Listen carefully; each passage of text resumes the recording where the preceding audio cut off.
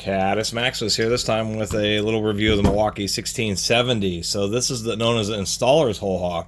That's why I had the thumbnail on this side, because this is the odd whole hog that does not have the traditional reverse lever that everybody knows and loves. Known as the installer's whole hog because it is 900 RPM rather than switchable from 1200 or 300. Almost everybody gets the two-speed whole hog. That's the whole purpose of it, is you have a high-speed mode for small bits, and then you have a real high torque mode. But over the years, the whole hog's been around for nearly half a century, actually. It came out in 73, so actually it has been around for half a century. Anyway, the issue with the traditional whole hogs is a lot of people, like electricians, would use smaller bits, anywhere from 1/2 inch to maybe 1 1/4, 1 1/2. But generally speaking, smaller bits, a lot of times longer type auger bits. 300 RPM was just too slow, and what was happening with the 1200 RPM is it would generally get it done, but it was, a 7.5 amp motor at 1200 just was pretty tough on the motor. There were lots of burned up motors from not quite having just enough torque. So the Milwaukee, what they did is they came out with this installer's whole hog. It's not a light drill by any means, but it's a couple pounds lighter just because it doesn't have the extra gears and stuff for the two-speed gearbox. And it was 900 RPM, so it gave you significantly more power than an old 1200 RPM. Or I shouldn't say old, but on the high speed. And still give you a good amount of productivity. This is a relatively newer one. We can see that it has what's known as the key drive chuck, so it's just a little taper the chuck goes down onto, and then there's a retention screw, and then it has these, kind of hard to see here. Trying to get, there we go, now you can see it. Anyway, we have these slot in the back of the chuck, so it's driven by a positive manner, and you never have issues with the chucks unscrewing. So this one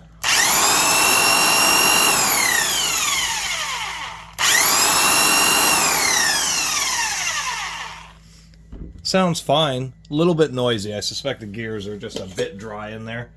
I took a look at the brushes. This has had a fair amount of run time on it. One thing to know is this is right during a transition period. So for Milwaukee had transitioned to this key drive chuck, and then within a year or two is when they came out with like a newer version that was the first of the Chinese made ones. Those Chinese made ones have a slightly different, slightly longer handle rather than this traditional Milwaukee box handle. Anyway, we'll take a look at the gears. It's just a whole hog, but without the whole gear change system in there, which also means that the chuck doesn't swing back and forth. The chucks on two-speed whole hogs actually have this play. They have like some dog teeth, and that's how the high and low speed engages with the chuck spindle itself. And so it has this back and forth play. Or it's not gear backlash, it's just part of the design to make it a little bit easier to change gears. But on the single speed one, there's no such thing. Actually, the gears are pretty tight. So part of the argument to having something like this, the 900 RPM only, is really for installers, for like electricians. Wow, those are stuck. Those are actually surprisingly stuck, getting a lot of torsion out of that. So rather than risking blowing them out, let's impact them. Those were like super stubborn. A lot of times these screws over the years will actually get loose and will just be finger tight because of the thermal cycles. Now this whole hog is definitely seemed that's exactly what it was used for, is a lot of high-speed installation operations. That's the whole point, is that you're running your 1/2 inch through 1 1/2 inch augers and that type of stuff. They actually rate it for up to 2 9/16 self-feed bit, but I'm sure that's in softwoods. And so for the smaller sizes, that was the deal. You got more torque and power than a normal whole hog in high speed, or excuse me, the normal, yeah, that's correct, than the normal high speed one, with the sacrifice just a little bit of RPMs, and the fact that you're just not bogging it down so much. A lot of people are like, well, if you don't want a whole hog to kick back on you, run it in the high-speed mode. But there, I've run into and passed on burned up whole hogs that's exactly what happened. Is somebody was just running it in high speed too much and overloading it, stalling it out, and just fries the motor. And so that's what's kind of neat about this 900 RPM one, is it's just strikes a nice balance. For most people, they really want the option of that really high torque 300 RPM, but it's more weight. And actually what was surprising is that these 900 RPM units weren't that much cheaper. Definitely is plenty of grease in there. Plugged it in. It does sound like a little bit of a noisy bearing. I'll have to pop this motor out.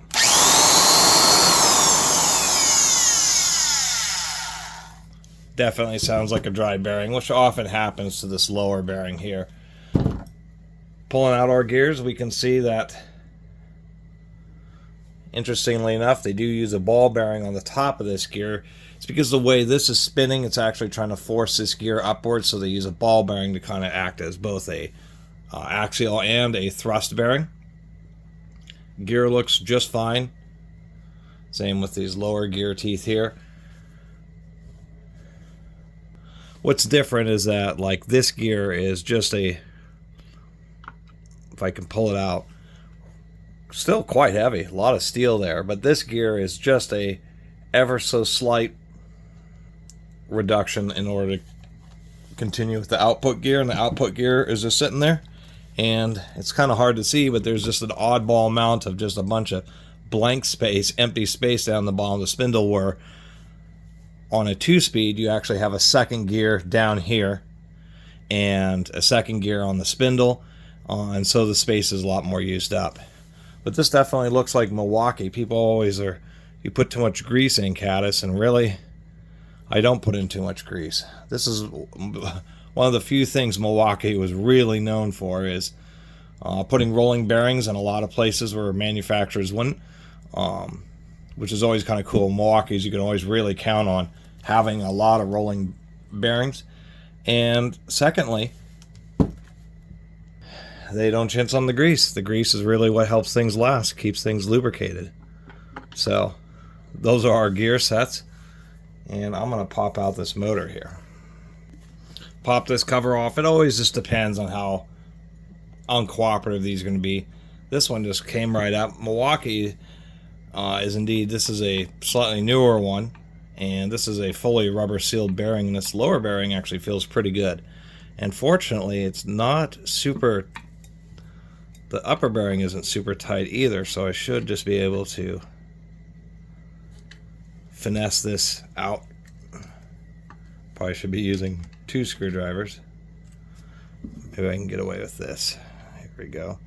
It's really, you don't want to be prying on a plastic fan, but this is almost light enough for me to pull out by hand, so I'm going to be able to get away with it. You can see the commutator, even though the brushes actually have a fair amount of wear.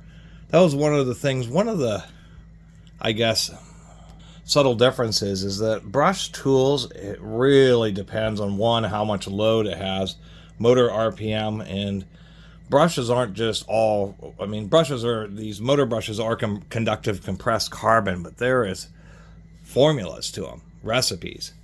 And the same thing with the very specific type of alloys that they're using. Just tiny little adjustments can make big differences on commutator wear and brush wear. And some tool manufacturers choose to have harder commutators, softer brushes, so you go through brushes more often, but you end up with a really long-lasting commutator, where some other manufacturers go with a bit harder brushes just so they'll last longer. We can see the balance on this motor. There is quite a bit of grinding on there, quite a bit. So the balance of this was not naturally great, but it was okay. Not a lot else to say. The only thing that makes these weird is that the gears are sticking out the back of the motor, and almost all power tools, vacuum cleaners, everything where you have a brushed motor, the load, whatever it's driving, is out this front end of the motor, the opposite side to the brushes. But every once in a while, such as in this whole hog, the gear is actually sticking out the back of the motor because of the way the drill is folded over. Well, I'm going to have to chalk up all that noise to just simply being, I mean, it sounds like a bearing, but when I have this bearing in my hand here, spinning it around, it's also rubber sealed. It feels perfect. This bearing feels perfect. It even has like a little bit of resistance from the grease and the oil that's still in it, so must just be noisy brushes, which is kind of odd. Those are mighty noisy. I was just noticing here something got inside the vents at some point and really grinded up the fan. I like the way the fan has some pretty big slots, so it's more likely to pass a lot of the sawdust rather than getting clogged up. Big issue in power tools, particularly like hand power planers where they're throwing up massive amounts of wood chips. I probably bought and had to, you know, just get rid of 2 or 3 hand power planers that were just run and the chips just clogged up the motor and they ran them until they made a funny smell or burned up. And a lot of power tools that have those issues have these really fine, really fine fan blades that move a lot of air, but get clogged up real easily. And it seems like Milwaukee's learned from that lesson. It has this integrated ring, so as it's spinning, it's throwing the air out and kind of downwards to try to hit the angle of these vents, and provides a bit of a shroud so that it's always sucking in through the back there. And there you have it, kind of a funky abbreviated teardown. Kind of a funky drill, to tell you the truth, that take the 2-speed whole hog and make a single-speed version of it, just to make it like a pound or 2 lighter, but more so, really a drill tuned for professionals, for really like electricians, maybe not so much plumbers, low voltage, you know, people who install security systems, that type of stuff, running long but not very large diameter augers. That's the whole point of this drill, is there's a ton of options. You know, the half-inch hole shooter was the DeWalt D235Gs. Those are all 800, 900 RPM drills, but they don't have the big, heavy gear sets that are really meant for somebody, you know, working on commercial construction projects, like doing the electrician's job where you got to come into a new building and drill 1,000 holes. That's the real purpose of this drill. For a lot of people, you're going to absolutely want the 2-speed one, just because in high speed, it's going to drill most of the holes that you need, and anything that it can't, low speed will work. And for the professionals who are using a 2-speed when they're mainly just running it in high speed to do install work, are risking, you know, putting a lot of extra load on the motor, and they're exactly the ones who should get this particular single speed whole hog, trying to make sure that gear doesn't fall out, because that's exactly what this was meant to do, was to, oh come on, don't be a pill. Yes, is this drill is just meant to drill lots of mid-size holes with big oversized gears that are meant to handle it, a bit more airflow through the motor, and without quite, you know, a little sacrifice or speed for a whole lot longer lasting tool. And I'll finish this video off by saying that this was the alternative to what with the Milwaukee Super Hawg, their big high power half-inch right angle drill, really being the big alternative, because it's like 450 and 1750 RPM, but it has like a big 13 amp motor. The Black & Decker DeWalt Timberwolf, that's the DW124, 11.5 amp motor, but 300 or 1200 RPM, so it just has more power in the high speed. Those were the alternatives, and so Milwaukee just decided that they'd do a heavy-duty whole hog version. The only other real options, I mean, particularly when this came out, the Super Hawg didn't exist, so you either got a Timberwolf from the competition, or Milwaukee had this, or you use one of their gooseneck drills. The deal with these is this head, and the reason it says low is it actually is a 2 or a 1/3 reduction or increase, depending on which way you have it. So when you have the chuck on the low side, Takes a 500 RPM drill, turns it to 335. And a lot of electricians use these just because they're lighter weight and they're just a little bit more wieldy and easier to use. But if you flip this around, then it goes from 500 RPM to 650 RPM, and that's what a lot of electricians use. It's just one of these with this set to high-speed mode, and the problem is that the gears in these heads tend to wear out pretty quickly when you're really running them hard. So anyway, sorry about the roundabout rambling. I've always kind of seen these, but never really had one up until now. And now I'm able to make a video, and this is really weird. It's really an application specific, because at 900 RPM, there's a heck of a lot of other drills that you or I own that we would go to use besides some big, chunky, heavy whole hog. And if I'm reaching for a whole hog, it's really before that 300 RPM extra high torque. And I have a variety of a lot easier to use pistol grip drills that are around this 900 RPM.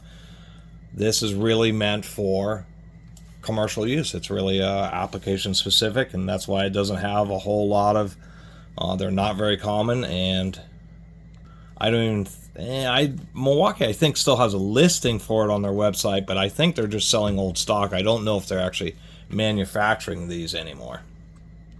And another issue besides them is it would be besides just electrical contractors basically being the only people who buy them, is the darn fact that this thing was I think the list price, it was like 20 or 30 bucks cheaper than a 2-speed whole hog. So people are like, well, the difference between 320 and 350 bucks, I'll just get the 2-speed.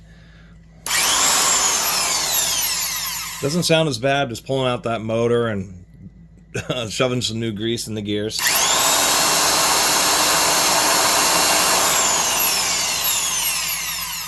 Reseating the brushes. It actually sounds just fine.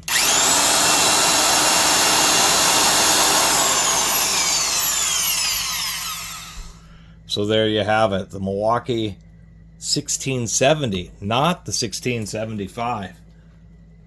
The unique 900 RPM installer's whole hog. And I'm glad I could have shared this video with you, because this will be the first one of these I've ever owned in my life, and I'm actually pretty stoked because these kind of tools are just, they're just hard to find. Most people who buy these really need them, and they're businesses who use them until they're totally used up, or people hold on to them because they were that special tool they spent a bunch of money on. Anyway, it's nice to add one of these to go along with my collection of whole hogs. Anyway, see you next time.